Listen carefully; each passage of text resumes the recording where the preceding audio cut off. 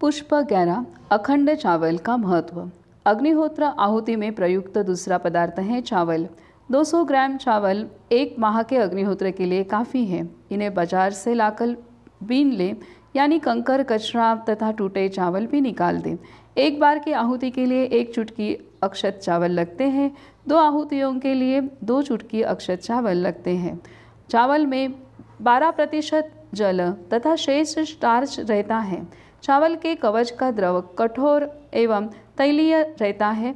उसमें काफ़ी मात्रा में ऑलिन तथा अल्ब्यूमिनस तत्व होते हैं। यही एकमात्र ऐसा अनाज है जो विश्व भर में सर्वत्र पाया जाता है। अग्निहोत्र विश्व धर्म है, इसलिए आहुति में चावल का समावेश है। इदम न मम कहकर समर्पित की हुई आहुति जलने तक 3 से 4 मिनट तक उसी स्थान पर शांतिपूर्वक बैठे रहे। गहरे सांस ले, जिससे शुद्ध हो रहे वातावरण का लाभ मिलता है। मन जल्दी स्थिर एवं एकाग्र होने लगता है। हृदय रोग, रक्तचाप, दमा, अल्सर आदि अनेक रोग मानसिक तनाव तथा अस्थिरता के कारण उत्पन्न होते हैं। अग्निहोत्र के बाद कुछ समय तक शांत बैठे रहने से मन स्थिर होने लगता है। मन का तनाव कम होता है। उपरोक्त रोगों के मूल कारण को आधुनिक चिकित्सा में एंग्जाइटी न्यूरोसिस कहते हैं, जो मानसिक थकान और तनाव से पैदा होता है। अग्निहोत्र इसको दूर करता है। आहुति भस्म हो जाने के बाद मन को विचार रहित, एकाग्र, अच्छी बातों पर स्थिर करने का प्रयास करें।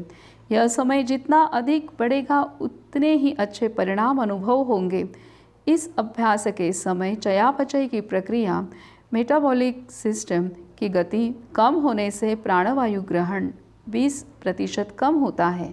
सिंपैथेटिक नर्वस सिस्टम पुनः संतुलित होने से मनस स्वास्थ्य प्राप्त होता है। दूसरी महत्व की बात है कि रक्त में ब्लड लैक्टेट के निर्माण की गति कम होने से नॉरएपिनेफ्रिन के निर्माण की गति कम होती है।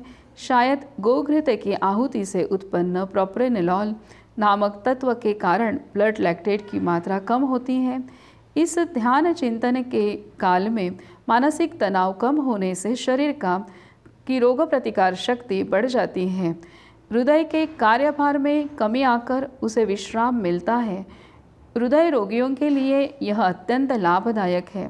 नाड़ी संस्थान सबल होकर अधिक स्थायी रूप से कार्य करने लगती है। अग्निहोत्र से निर्मित शुद्ध पोषक तथा सुगंधित गैसेस सर्वत्र प्रसारित होने के कारण सांस द्वारा शरीर में प्रविष्ट होती है। रक्तवाहिनी तथा धमनियों का व्यास पूर्ववत होने से रक्त संचार सुगमता से होने लगता है।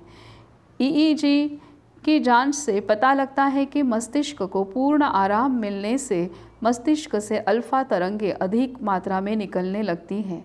इसलिए अग्निहोत्र वातावरण में मानसिक एकाग्रता का अभ्यास तत्काल फलदायक सिद्ध होता है। इस रीति से अग्निहोत्र आहुति के लिए देसी गाय का घी और अक्षत चावल मिलाकर अक्षत तैयार की जाती है। चावल के दाने अखंड अर्थात अक्षत ही क्यों होने चाहिए, यह हम अगले पुष्प में समझेंगे। पुष्पाधार अग्निहोत्र नित्य करे पुस्तक, माधव आश्रम, भोपाल।